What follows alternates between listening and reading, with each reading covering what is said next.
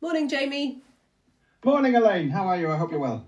I'm well, thanks. I'm really looking forward to facilitating the event on Thursday.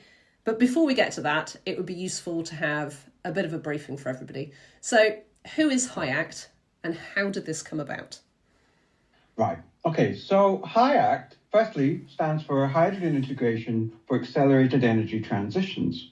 So we are an academic consortium consisting of Newcastle, Glasgow, and Cardiff universities. Our PI, Professor Sarah Walker, leads the Centre for Energy Systems Integration, with Professor David Flynn running key hydrogen integration projects such as the Reflex project in Orkney, and along with Professor Zhanzhong Wu, a leading energy researcher at Cardiff University. So how did this all come about? So a bit of context. The UK government has set out some high expectations for the role of hydrogen in its future energy plans. It wants hydrogen to fulfill between 20 and 35% of the UK's total energy demand. The UK currently produces around 27 terawatt hours of hydrogen each year, and this would need to expand by 10 times by 2050 to meet even the minimum forecast expectations. So in short, a lot needs to happen in a short space of time as efficiently as possible. So our key focus is on the integration barriers that exist in the developing hydrogen economy. Great. So, really, you're focused very heavily on integration. Now, what have you been up to so far? What have you got on the go? Well, so far, we've done one-to-ones with industry and community stakeholders. So we've had some very, very insightful meetings with some very key companies and community groups. We've held focus groups with industry. So we've had two of them. We had some very good response from that. We've also been holding stakeholder and community-focused surveys, which we have and continue to disseminate. So they'll be made available at the upcoming workshops as well and via our website. And of course, we've got the workshops that are coming up in the next couple of Thursdays. So these are intended to span the supply chain and academic and community centres and bring people together. Now, speaking of the workshops, there are two key concepts that would be helpful if you can give us a quick briefing on. So let's talk about hydrogen pathways and then let's talk about the circular economy. But starting off with hydrogen pathways, what is a hydrogen pathway? Well, I'm glad you asked me that, actually, because when I first started working with hydrogen energy systems, I didn't actually know that there was a spectrum of hydrogen production. So basically, you have different energy vectors for hydrogen. So, all right, to break that down, you've got green hydrogen, which is generated via electrolysis of water via wind turbine and other green sources of energy. There are the other colors, so there's the pink hydrogen, which is generated from electrolysis using excess nuclear energy. You've got blue hydrogen, which is using natural gas, which has been cracked by steam reformation to give you the hydrogen, but it also gives you carbon dioxide. Now, blue hydrogen is a bit special in that it captures that carbon dioxide and stores it, which is where it differs from grey hydrogen. So it's the same process. So it's cracking of natural gases, and it's releasing CO2, but that isn't captured in any way, and that's just released into the atmosphere. What else? There's yellow hydrogen, which uses sunlight to derive electrolysis to create hydrogen in the same kind of way. So yes, I won't go on with the entire color spectrum, but there are many different ways to generate hydrogen. Okay, so lots of different ways to generate it. And, it really does sound like a rainbow of hydrogen that we've got on the go here.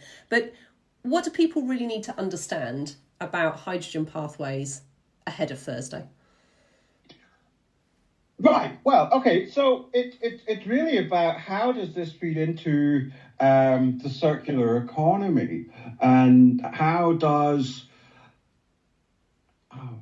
how do all these different types of hydrogen enable us to kind of reduce our dependence on fossil fuels? How they can absolutely. So it's about taking pressure off the energy system as it is, and it's about augmenting our energy systems so that we can meet the decarbonisation targets that we have to meet by 2050. Energy net zero. So presumably there's something in here about resilience and kind of, you're talking about lots of different types of kind of hydrogen that can be used to meet our needs. There's something around energy security. I'm guessing all these different types of hydrogen have a lot of potential. So the other important concept that we've just touched on here is the circular economy. Now, why is that relevant? And I'm sure, like many people, often there's concepts like the circular economy. Now, that's been popularised by the Ellen MacArthur Foundation, and we can send people a link to have a look at that. But why is this relevant to our workshop?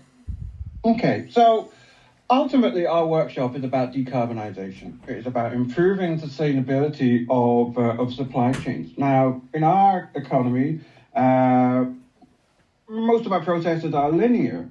So the circular economy is based on three particular principles. So eliminate waste and pollution, and to circulate products, materials, and to regenerate nature. So it's all about improving the sustainability, reducing decarbonisation, and that's it in a nutshell. Yeah, that makes sense. And from your consultation to date, what are some of the barriers that you've been seeing around hydrogen uptake and this shift towards a more circular way of doing things? Okay, so coming from a lot of our engagements with one-to-ones and from our focus groups, I think it really boils down to 3 points. So first of all, signals. Are investors receiving the right signals from government regarding policy and the will to proceed? And I think that's also going to have a part to play in business models. Are they realistic, etc.?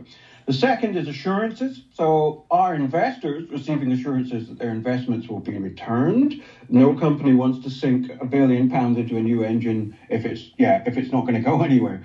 And of course, that's the supply chain. So is the supply chain mature, robust, resilient enough to generate the viable circular economy that we've just outlined?